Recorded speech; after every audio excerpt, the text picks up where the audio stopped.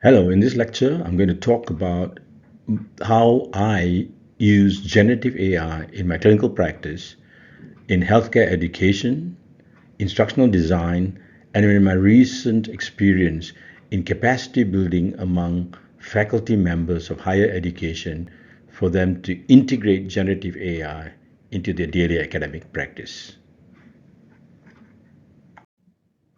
As a disclaimer, I must say that I have no technical knowledge on the AI algorithms nor the coding. I am basically an application specialist in applying the generative AI in my daily use. The opinions I share here are purely my own, and you have to be responsible for how you use and interact with generative AI. I'm not responsible for that. I also would like to say I have no financial gain or relationship with any institution or organization apart from my employers in Singapore.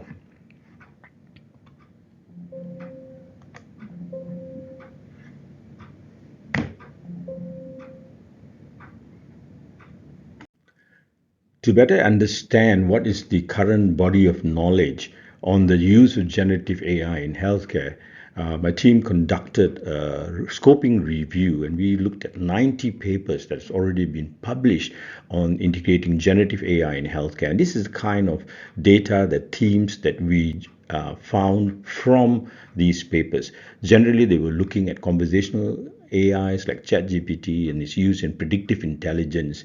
And also, an important component was the synthetic data generation. And they were looking at the scalability of AI models. And one of the main themes that kept emerging was the ethical consideration of generative AI. So the overarching themes from this narrative review was that there was a commitment to ethical AI use in healthcare.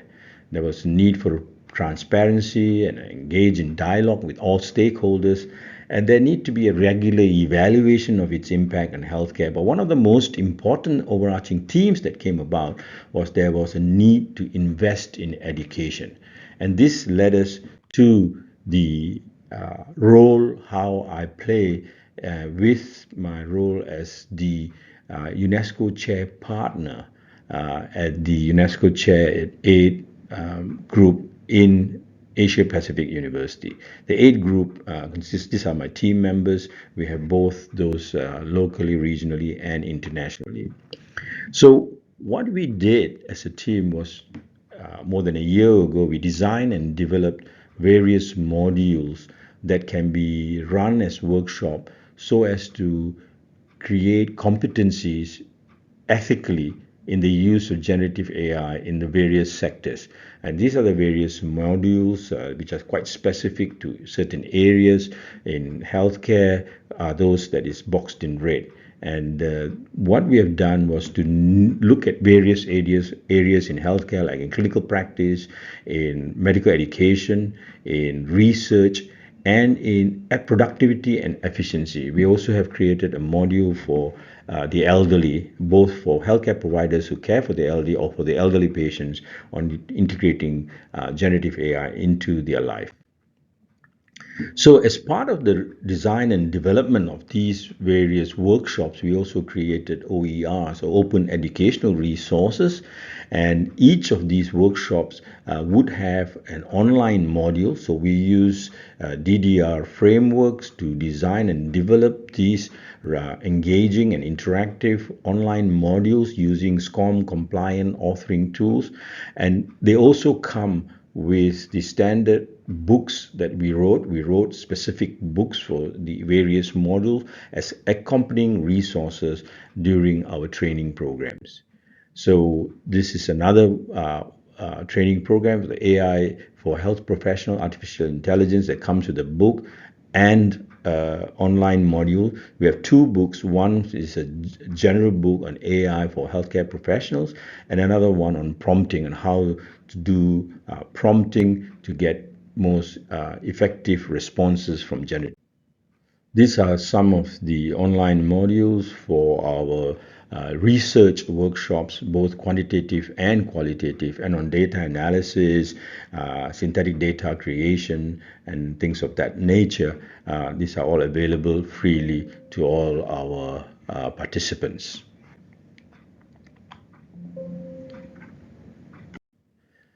This is the other workshop that we do, how we integrate generative AI into learning design, to the art and science of teaching. And we have an accompanying book and an online module. And this accompanies that AILD workshop that we run. Another popular workshop that we have is AI for academic writing, and we do this workshop for both in higher education and in healthcare professional education. So there is an online module for this and also a accompanying book as a resource for the participants. Apart from this, we've also created various bespoke, personalized chat GPTs to enable people to use it with its appropriate guardrails and specifications. So we have one for medical education designer to help you design modules, and for specific online learning module creator, which helps to design online modules. Then we have for clinicals, I use one of these for my student teaching is Hand Surgery Companion. I usually use that as an intelligent tutoring system for my students so that they only come to me when they have problems that is not answered by this. And most of the time they are pretty good. These are some other of specialized GPTs that I have created. This is the NeuroTutor for neurology. We have one instructional design for healthcare. This accompanies our frequently run workshop, which is instructional design for healthcare professionals. And we have one is AIDE for healthcare professionals. One of the important functions we conduct during our workshops is the use of prompting. So we teach our participants on how to write, craft, develop, and improve on our prompts to get the optimal responses from the generative AI. So it is an important component of our workshop. We do a lot of hands-on. We see how they write their prompts and we help them improve their prompts. We don't believe in standardized prompts that you see a lot commercially available. We believe that prompting is not just a science but also an art, and this comes with practice. You improve with practice. It's to understand what you expect. So understanding how generative AI works is a useful component before you generate prompts to get the best outcome. And from the design of your prompt, by using the various techniques like chain of thought, skeleton of thought, single shot, multiple shot prompting, we get responses from which we reprompt, reiterate until we get a response that is satisfactory for our needs. So we must be clear in what is it that we expect from the generative AI to get the best optimal results. This is the most important part of our workshop, that we teach critical thinking for our participants. It is important that the response that we get has to be validated. And this is where I call the real intelligence meets artificial intelligence. So artificial intelligence gives you a response, but you have to be the real intelligent individual, the human loop that validates that response. And it requires subject matter experts. So this is the difference between a subject matter expert using generative AI and a lay person who's taking it without understanding and validating the response. And so this is very, very similar to how we do academic exercise and rigor in validation. So these are the various components that needs to be done. So we spend a fair bit of time now workshops training people on this. And this slide shows how we use an evidence-based approach to validating responses from generative AI.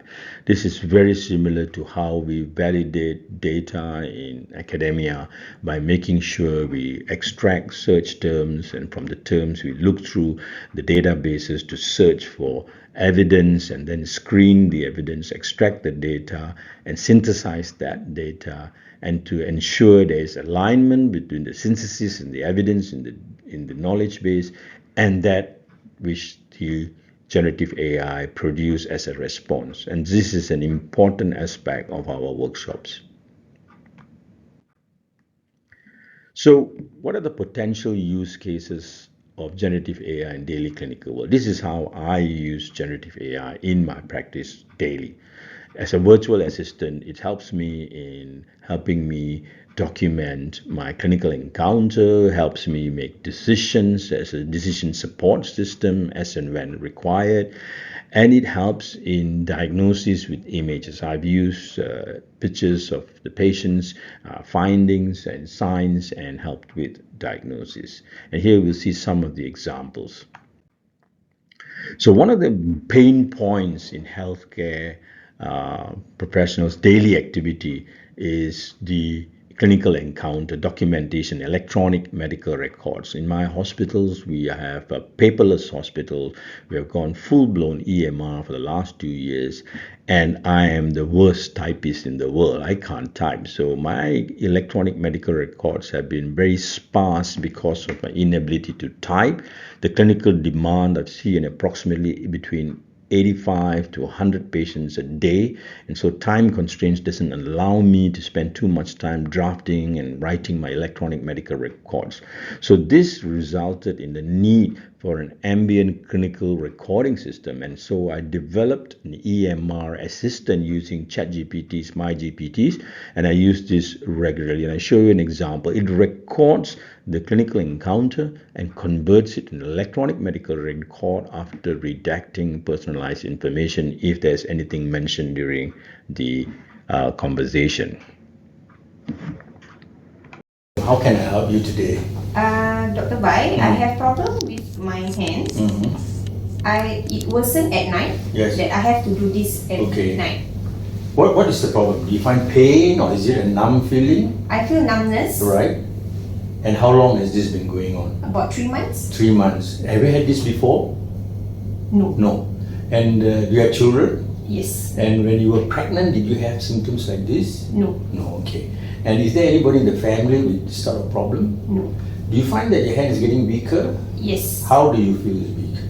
I'm unable to button and unbutton my shirts. Okay, all Yeah. right. And you feel that it's getting worse over the period of time? Yes. Have you taken any medication for this? No. Do you have any other problems with your numbness in your hands or in your leg before this? No. This is the first time? Yes. Okay. Are you on any medication? No. Any diabetes? No. And are you allergic to any medication? No. Can I examine your hand? Yes, sure. Okay, let's have a look. All right. So we're looking at your hand. There's no tena muscle wasting. I can see there's a little bit of loss of sweating on the radial side of your fingers. I'm going to press here. Do you feel any numbness? Getting worse on the right side? Yes. Yes, so there is carpal compression 10 is positive. I'm going to do this, flex your wrist. So this is a phalanx test. Do you feel numbness on this side? Yes. Yes, so there is a phalanx test is positive. And then I'm going to just tap you. Do you feel electric shock in your fingers? Yes. Yes, so Tinel is positive on the left side. And this side, there's nothing there. Okay, so this looks very much like a condition where your nerve is having some problem. So what we're going to do for you is we're going to do some nerve conduction tests to see how you are getting along. And after the test, we will bring you back and we will see the plan, what the test shows. In the meantime, I'm going to start you on vitamin B12 that will help you with the symptoms. Okay? Is that all right? Yeah. Okay, Thank you. In this section, we look at how AI can be used for patient education. So what can be done is to incorporate the education component within the EMR, and this can be recorded, and then we can use the AI to generate scripts and content to personalize the education material for a patient. Here's an example of a patient education material that was used more generic, and it was written in a language that I was not familiar with, and we asked generative AI to create the script in the Mandarin language, and the script was then used in another platform to create a promotional video, as you can see from here. 在我们不断发展的饮食科学领域里，低碳水化合物饮食法为那些与糖尿病做斗争的人们带来了一线希望。这种饮食方式已经被很多研究证明能够有效地控制血糖水平，从而减少糖尿病相关并发症的风险。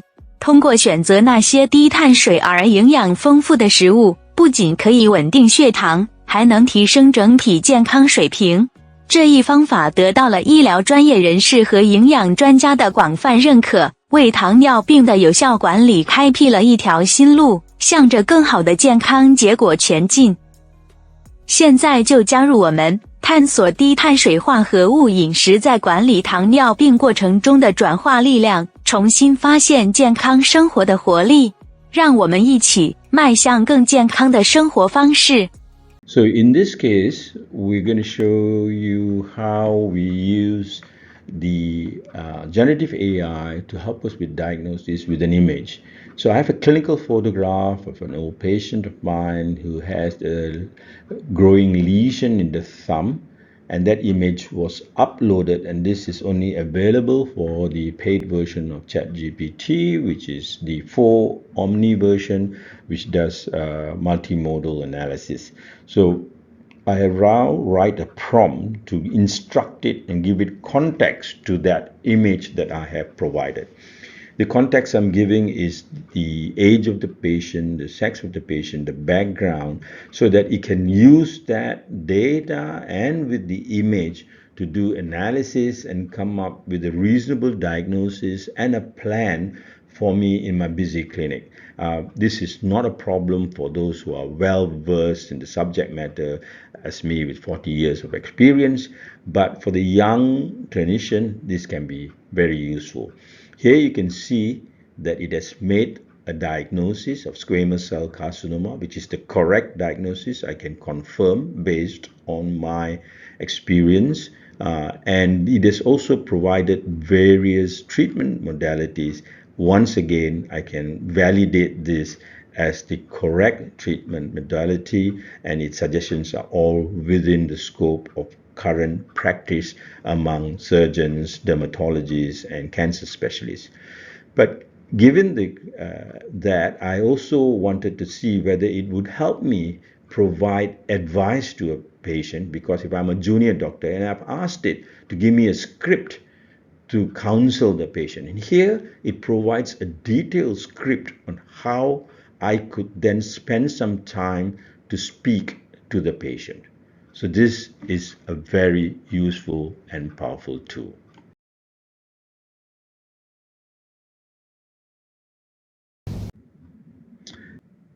So here is another chatbot that we developed. We're doing some research a couple of years ago in the Ministry of Health, Malaysia, and for leprosy, and we found there was a need for a knowledge base. So we created a customized, bespoke chatbot for leprosy, and we included local data. So this is actually a RAG chatbot. So that's a specific term. It's a retrieval augmented generation of responses from a set of knowledge base. So we use the Malaysian leprosy plan, and so you can see here a very customized response. The other area in which I use this is for medical education and training, and it can be used for simulation, personalized learning, and remote collaboration. So this is a tremendous tool for that. Welcome to the medical student module on organomegaly. In the next few moments, we will embark on a fascinating journey into the human body, exploring the intricate anatomy that leads to the condition known as organomegaly. Organomegaly is the abnormal enlargement of organs, a sign often pointing to an underlying disease. But what causes an organ to grow beyond its normal size? This module will delve into the anatomy of vital abdominal organs, such as the liver, spleen, and kidneys. You will learn to distinguish between their healthy sizes and shapes and the changes in various medical conditions. Through interactive lessons, live demonstrations, and hands-on practice, you will acquire the skills to perform precise examinations, detect organomegaly, and understand its underlying causes. Whether it's an enlarged liver indicating liver disease or an expanded spleen signaling an infection, this module will equip you with the essential knowledge and tools to make accurate assessments. Are you ready to take this important step in your medical education? Join us now as we uncover the anatomy of organomegaly, a vital component in clinical diagnosis and patient care. Okay, I want you to now act as a patient so that I could learn how to take a good history. So I want you to act as though you have chest pain that is of acute onset, and we will get into a conversation. I hope you understand this. Sure, I understand. Let's start. I'm feeling a sudden, sharp pain in my chest. It started about an hour ago. The pain is quite severe and seems to be in the center of my chest. It's not like anything I've felt before. I haven't done anything strenuous today that could have caused it. I'm feeling a bit short of breath as well. I'm really worried about what could be causing this. Do you feel sweaty now? Yes, I do. I'm feeling quite sweaty and a bit clammy. It's unusual for me to sweat like this when I'm not exerting myself. It's making me feel even more uncomfortable. Have you had similar episodes before? No, this is the first time I've experienced something like this. It's quite alarming because I've never had chest pain before. I'm not sure what to do about it. I'm also feeling a bit lightheaded now. It's all very concerning. Have you had previous history of high blood pressure? No, I haven't been diagnosed with high blood pressure before. I generally try to maintain a healthy lifestyle, but this sudden chest pain is really worrying me. I've never experienced anything like it before. It's making me feel quite anxious. Do you feel that this pain is radiating anywhere? Yes, the pain seems to be radiating to my left arm and up to my jaw. It's a very uncomfortable sensation. I'm not sure what's causing it, but it's unlike anything I've felt before. It's making me feel quite anxious and worried. Do you feel breathless when you walk up a flight of stairs? Yes, I've noticed that I've been getting winded more easily than usual.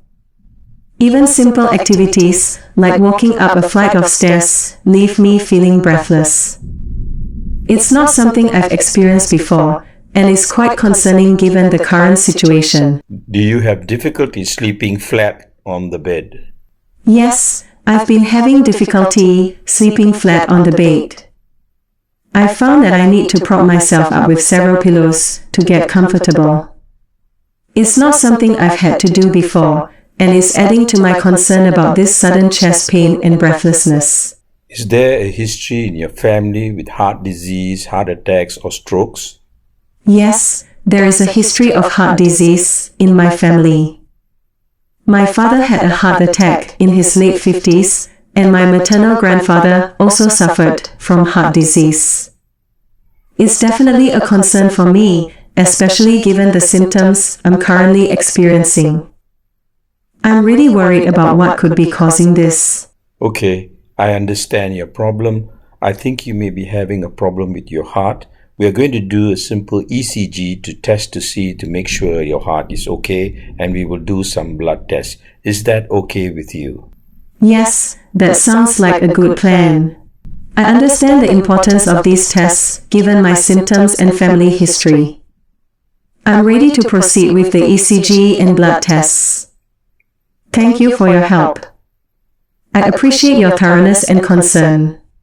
And here you see the generative AI has provided a critique of that simulated history taking, which would have taken a tremendous amount of effort and time and resources if done in our usual manner to observe a history taking. We needed a patient, we needed a lecturer to be observing this. And this can be done and sent to the lecturer, and you can see how asynchronous assessment can be performed. And number two, you can see this even graded, and we won't go. I'm not a great history taker for cardiology, but I can tell you that it's pretty good.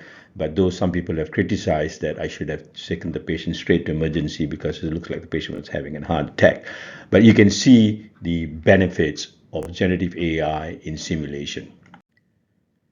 The other areas that I use generative AI is in my clinical documentation and reporting. Both, apart from the clinical encounter, we do a lot of medical specialist reports, and I use this medical report assistant that I've developed using ChatGPT for my medical reports. In Singapore, we have these special guidelines that we have to use. The Ministry of Manpower has come up with a standardized disability assessment to give percentage loss of function, and you have to quote the page and the percentage, and it requires a little bit of effort in calculating. Whereas with this generative AI chatbot, I just upload my various findings and it will create that and give me the appropriate reference rapidly, making me very productive and efficient.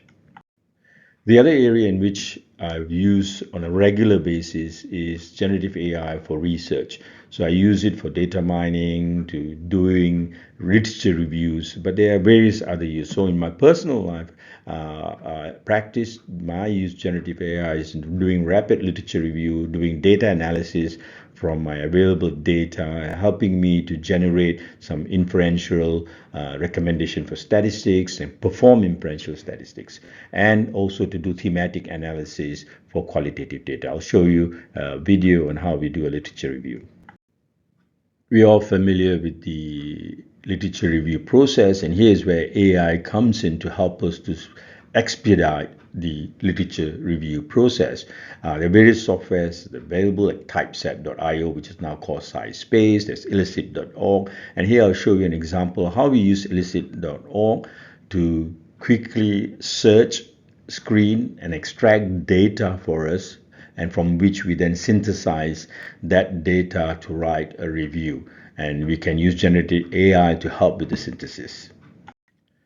Here we show you a video on how we use illicit.org as a AI platform, and I've typed in the using of ChatGPT for decision support system in primary care. That was my research question, and it is quickly, this is live, I'm showing you live, there's no editing, and it's a screen recording of the processes.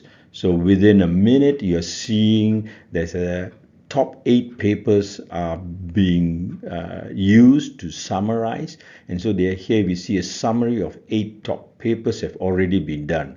I'm adding the main findings, so I'm adding columns to my data extraction table, and so I'm putting the summary of discussions, and I also like to see what are the policy recommendations. So these are the various fields that I would like to see in my data extraction table for a literature review. So these are already being done. You can see it's auto-populating it. It is searching through using generative AI and synthesizing some of the data. And so this would have taken usually about a week of work. And here, within 2 to 3 minutes, we've got a good summary. So I'm going to export this as a Excel file, and I'm also going to export it now as a bibliography file, which is a citation coded file for use in citation software. So I use Zotero. So now I've got an Excel spreadsheet of a data extraction table, plus I also already have a reference bibliography to be included into my writing. And that completes a literature review within less than 2 minutes. Here's an example of how we use generative AI for quantitative data analysis. So it can do data cleaning, data analysis, and data visualization. It can even provide recommendations for the various statistics. Here's a paper that I had written before we uploaded the paper, asked to look at the data and to create a Pareto analysis of some of the basic data that was available. I had, for the paper itself, done this manually. It took me quite a while, it's an old paper. But however, this within seconds it provided a Pareto analysis chart, and it was very accurate. Here's another example of data analysis using generative AI. Here's a large data set from the National Health Service of Finnish consultant episodes, various specialities, and how many episodes with the consultants were carried out in the NHS in a particular year. So we use this as the basis, and we uploaded this onto ChatGPT for it to analyze. So here we see it has done the analysis. So it's done. We have given in the data. Data was fairly clean data. There was nothing there to clean. So it took that data and it did the analysis. It's given us a 10-point summary of the various important highlights. And at the same time, it provide the visuals, data visualization on the right side. And this would have taken a couple of days, 2-3 days worth of work. And this was done within minutes. An important aspect for AI use in healthcare is ethics. Ethical consideration is extremely important. Patient privacy is obvious, and that's something that you, as a healthcare professional, must ensure that you're not uploading any identifiable data and to protect patient privacy. The algorithmic bias are something that we cannot do anything about because this is the data is already available, not within our role, but we must be sensitive to it to be able to identify. These are very Anglo-centric data sets. That is what generative AI is built on. So you may not be able to find things that are more contextual. And as with everything else, you must provide clinical oversight. You are responsible for what you write and what you post, and therefore you must validate critically, and that is your responsibility. Here's an example of bias. So we had created the chatbot I told you about for leprosy, and initially we rolled it out, and one of the complaints we had with the end user was that they were not very competent in English, and the whole bot was English based. And so we then had to translate our knowledge database into Bahasa Malaysia, and we uploaded that, and then it started responding appropriately. So what is important is how do we integrate generative AI into our existing workflow. That is what is needed, and that's where training comes in, and that's where our workshop helps various professionals to integrate. We not only work with healthcare professionals, we work with the legal profession, with the judiciary, with the banking industry, anybody who leads with large amount of data and knowledge base and documents. We teach them how to integrate that into their practice. And so I see that AI is here to stay. AI has got significant impact in the future. We need to take care of the ethical consideration. It's going to transform all of our work processes, and it's going to innovate, and it's going to help us innovate. And I hope you found this useful. I look forward to your feedback. Thank you, and have a great day.